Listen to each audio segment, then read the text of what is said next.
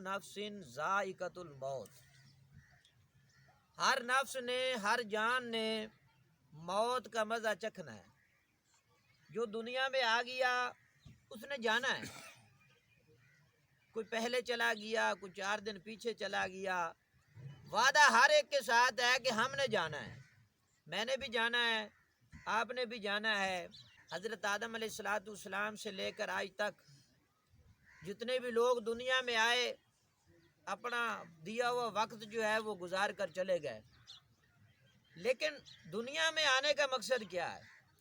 جانا تو ہے نا، موت برحق ہے، موت سے ہم بھاگ نہیں سکتے ہیں۔ ہمارے آباء و اجداد، دادا پردادا دنیا میں آئے پھر چلے گئے، لیکن دنیا میں آنے کا مقصد کیا ہے؟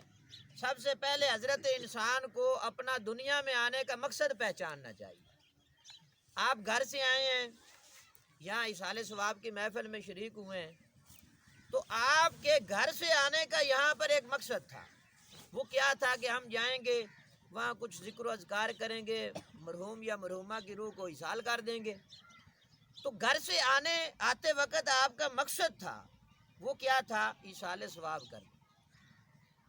بندہ مسجد میں جاتا ہے، ایک مقصد لے کر جاتا ہے کہ میں وہاں بیٹھ کر قرآن پاک کی تلاوت کروں گا، وہاں بیٹھ کر میں اللہ اور اس کے رسول کا ذکر کروں گا، وہاں بیٹھ کر میں نماز پڑھوں گا۔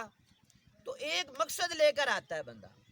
تو اسی طرح دنیا میں آپ کے اور میرے آنے کا بھی ایک مقصد ہے، وہ کیا ہے؟ اللہ تبارک و تعالیٰ نے فرمایا وَمَا خَلَقْتُ الْجِنَّ وَالْإِنسَ إِلَّا لِيَعْبُدُونَ، کہ جنوں اور انسانوں کی جو تخلیق ہے، اللہ تبارک و تعالیٰ نے جنوں کو اور انسانوں کو جو پیدا فرمایا ہے وہ صرف اور صرف اپنی عبادت کے لیے پیدا کیا۔ کس کے لیے پیدا کیا ہے؟ اپنی عبادت کے لیے، کہ حضرت انسان اور جن جو ہے وہ میری عبادت کرے۔ آج ہم کیا کرتے ہیں؟ ہم اتنے غافل ہو چکے ہیں کہ اذان ہوتی ہے ہم مسجد میں نہیں جاتے، حضور کے ذکر کی محفل ہوتی ہے ہم آتے ہی نہیں، ہم ان میں شریک ہی نہیں ہوتے۔ تو اللہ اور اس کے حبیب صلی اللہ علیہ وآلہ وسلم کا ذکر کرنے کا حکم ہے۔ انسان کی جو تخلیق ہے وہ اللہ کی عبادت کے لیے۔ کس کے لیے؟ کہ حضرت انسان اللہ کی عبادت کرے، اللہ کا ذکر کرے، اللہ تبارک و تعالیٰ کی بتائی ہوئی تعلیمات کے مطابق چلے۔ ہم ان ساری چیزوں سے دور ہیں، اپنی زندگی کے اس مقصد کو ہم نے بھلا دیا ہے، ہمیں یاد ہی نہیں ہے کہ ہم کس مقصد کے لیے دنیا میں آئے ہیں، اور جو مقصد نہیں ہے آج ہم اس کے پیچھے دوڑ رہے ہیں۔ یہ ہر گھر کی حقیقت ہے، ہر خاندان کی کہانی ہے کہ جو مقصد نہیں ہے اس کے پیچھے ہم بھاگ دوڑے جا رہے ہیں، اس کے پیچھے دوڑ رہے ہیں۔ اب اللہ تبارک و تعالیٰ نے فرمایا کہ میں تمہیں رزق عطا فرماتا ہوں۔ اللہ تبارک و تعالیٰ رزق عطا فرماتا ہے، یرزق من یشاء بغیر حساب۔ اللہ بغیر حساب کے رزق عطا فرماتا ہے۔ انسان کے وہم و گمان میں بھی نہیں ہوتا کہ اسے رزق کہاں سے مل رہا ہے۔ گھر سے آدمی نکلتا ہے، ارادہ کہیں اور کا ہوتا ہے، کہیں اور چلا جاتا ہے، لیکن جا کر وہاں سے رزق کھا لیتا ہے، اسے پتہ ہی نہیں ہوتا کہ مجھے یہاں سے رزق ملنا تھا۔ انسان کے وہم و گمان میں بھی نہیں ہوتا، اللہ تبارک و تعالیٰ اسے رزق عطا فرماتا ہے۔ پہاڑوں کے اندر چھپے کیڑوں مکوڑوں کو اللہ رزق دیتا ہے، سمندر کی تہوں میں رہنے والے جو جاندار ہیں اللہ انہیں بھی رزق دیتا ہے۔ زمین پر رہنے والا حضرت انسان، کیا اللہ تبارک و تعالیٰ اسے رزق نہیں دے گا؟ اسے بھی اللہ رزق دیتا ہے۔ انسان دن میں کتنی نافرمانیاں اپنے رب کی کرتا ہے، کتنے گناہ کرتا ہے۔ جو مقصد اللہ تبارک و تعالیٰ نے دیا انسان نے اس کو نظر انداز کر دیا، مسجد میں نماز پڑھنے کے لیے نہیں جاتا، پھر بھی اللہ تبارک و تعالیٰ اپنے بندے کو رزق عطا فرماتا ہے، کیونکہ وہ رحمان بھی ہے اور رحیم بھی ہے، اپنے بندے پر مہربانی فرماتا ہے۔ اور بندہ جب اپنے گناہوں کی پنڈڑی باندھ کر اپنے رب کے حضور سربت سجود ہو جائے اور آ کر اپنے گناہوں کی معافی مانگ لے، کہے کہ پروردگار میں اب تیری بارگاہ میں حاضر ہو گیا ہوں، میرے گناہوں کو تو معاف فرما دے، تو یقیناً اللہ تبارک و تعالیٰ اپنے بندے کو معاف فرما دے گا۔ ایک بار انسان کو سربت سجود ہونے کی ضرورت ہے، اللہ کے حضور اپنے گناہوں کی معافی مانگنے کی ضرورت ہے، تو واپس اس نظریے پہ آنے کی ضرورت ہے جو اللہ تبارک و تعالیٰ نے ہمیں عطا فرمایا۔ وہ کیا ہے؟ وما خلقت الجن والانس الا لیعبدون، کہ جنوں اور انسانوں کی جو تخلیق ہے وہ خالص اللہ کی عبادت کے لیے، ہمیں اللہ کی عبادت کرنی چاہیے۔ اور اللہ تبارک و تعالیٰ نے فرمایا کل نفس ذائقۃ الموت، ہر نفس نے، ہر جان نے موت کا مزہ چکھنا، جو آ گیا ہے اس نے جانا ہے۔ حضرت آدم علیہ السلام سے لے کر آج تک 1,24,000 کم و بیش انبیاء اور رسول تشریف لائے، اللہ کے مقربین، اللہ کا پیغام پہنچانے والی ہستیاں، لیکن ایک آن کے لیے، ایک لمحے کے لیے انہیں بھی موت آئی۔ انبیاء علیہ السلام اپنی اپنی قبروں میں زندہ ہیں، موت ایک لمحے کے لیے آئی، پھر اللہ نے انہیں زندگی عطا فرمائی۔ تو ہم میں سے جو عام ہم انسان ہیں، ہر ایک نے موت کا مزہ چکھنا ہے۔ کیا کرنا ہے؟ ہر ایک کو موت نے آنا ہے۔ تو پھر کس بات کی انسان اتنی جرت کا مظاہرہ کر رہا ہے کہ ہر دن گناہوں پہ بباک ہوتا جا رہا ہے، دن بدن گناہ اس کے بڑھتے جا رہے ہیں، بے حیائی اور برائی کی طرف انسان راغب ہوتا چلا جا رہا ہے؟ کیا وجہ ہے؟ کون سی ایسی چیز ہے جو انسان کو اتنی جرت اور بہادری دے رہی ہے کہ وہ اپنے رب کے مقابلے میں کھڑا ہو گیا؟ اللہ تبارک و تعالیٰ تو یہ چاہتا ہے کہ بندہ جو ہے وہ میرا بندہ بن جائے، بندہ جو ہے میرے طریقے پہ چلے، میری تعلیمات کے مطابق چلے، میرے محبوب علیہ السلام کی تعلیمات کے مطابق چلے۔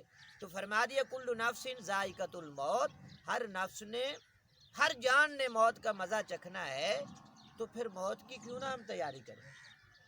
جب جانا ہے تو پھر موت کی تیاری خالص طریقے سے ہونی چاہیے۔ ہم نے اپنے آباء و اجداد کو دیکھا، ہمارے سامنے وہ دنیا سے رخصت ہوئے، ہم نے ان کے جنازے پڑھے، ان کو قبروں میں دفن کیا اور واپس چلے آئے۔ تو یہ کسی کی موت جو ہے وہ یہ پیغام دیتی ہے کہ میں جا رہا ہوں، تم بھی تیاری کر لو، تمہیں بھی موت آنی ہے، تم نے بھی مرنا ہے، تم اپنی عاقبت کی فکر کرو، دنیا میں اچھا عمل کرو، لوگوں کے ساتھ خیر خواہی کرو، لوگوں کا مال ناحق طریقے سے تم نہ کھاؤ، اپنے عزیز و اقربا کے ساتھ تم زیادتی نہ کرو، اپنے پڑوسی کا حق تم نہ مارو، اپنے رشتہ داروں کے ساتھ تم حسن سلوک کرو۔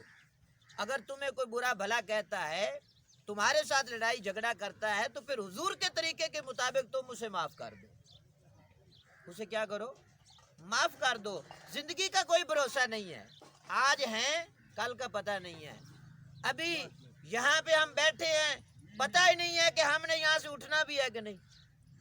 موت کی کوئی تعین نہیں ہے، اللہ تبارک و تعالیٰ کی طرف سے وقت معین کیا گیا ہے، اس کے علم میں ہے۔ چلتے ہوئے موت آ جائے، بیٹھے ہوئے موت آ جائے، کہیں پر کھڑے ہوئے موت آ جائے، اس کے علم میں ہے، لیکن موت آنی ہے، موت آنی ہے۔ جب ہمیں پتہ ہے کہ موت آنی ہے تو پھر اس موت کی ہم تیاری کیوں نہیں کرتے، موت کی فکر کیوں نہیں کرتے؟ اور موت جو ہے یہ بڑا محبوب عمل ہے۔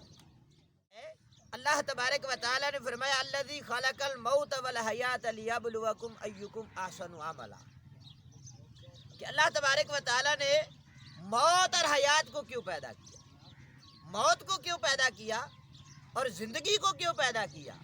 اور اس آیت مبارکہ میں رب کائنات نے موت کا پہلے تذکرہ کیا کہ حضرت انسان زندگی لینے کے بعد بھول نہ جائے کہ مجھے موت نہیں آنی۔ آج ہمارے ہاں صورتحال یہی ہے کہ ہم نے موت کو بلا دیا، اپنوں کی وفات کے بعد بھی ہمیں سمجھ میں نہیں آتی کہ ہم نے دنیا سے رخصت ہو جانا، مر جانا ہے، فوت ہو جانا ہے، پھر 4 دن ہمیں لوگ یاد کریں گے، 3-4 دن ہمیں یاد رکھیں گے، اس کے بعد ہمارا نام و نشان بھی مٹ جائے گا۔ نام کس کا زندہ رہے گا؟ جو اللہ اور اس کے رسول کے طریقے کے مطابق چلتا ہے، جو آقا علیہ السلام کی تعلیمات کے مطابق چلتا ہے، جو 5 وقت کی نماز پڑھتا ہے، برائیوں سے بچتا ہے، بے حیائی سے گریز کرتا ہے، تو اسے اس کا جو ہے نام ہمیشہ زندہ رہتا ہے.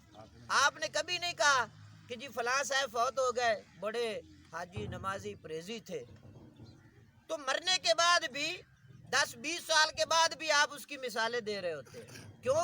کہ اللہ تبارک و تعالیٰ نے اس کو زندہ رکھا تمہاری زبان پر. تم اس کا ذکر کر رہے ہو، سبب کیا ہے کہ اس نے اللہ اور اس کے رسول کو راضی کر لیا. کیوں نہ ہم موت کو یاد کرتے ہوئے اپنے رب کو راضی کریں، آقا علیہ الصلوۃ والسلام کو راضی کریں، جس پر اللہ اور اس کے رسول راضی ہو جائیں. تو پھر اب اسے پوری دنیا بھی اس سے ناراض ہو جائے تو اسے کوئی پریشانی نہیں ہے. ہمیں اپنی موت کی فکر کرنی چاہیے، کیونکہ موت اور حیات کو پیدا ہی اس لیے کیا گیا ہے کہ تاکہ تمہیں آزمایا جائے، تمہاری جانچ پڑتال کی جائے کہ اتنے انعام و اکرام ملنے کے بعد تم اللہ کا شکر ادا کرتے ہو یا نہیں.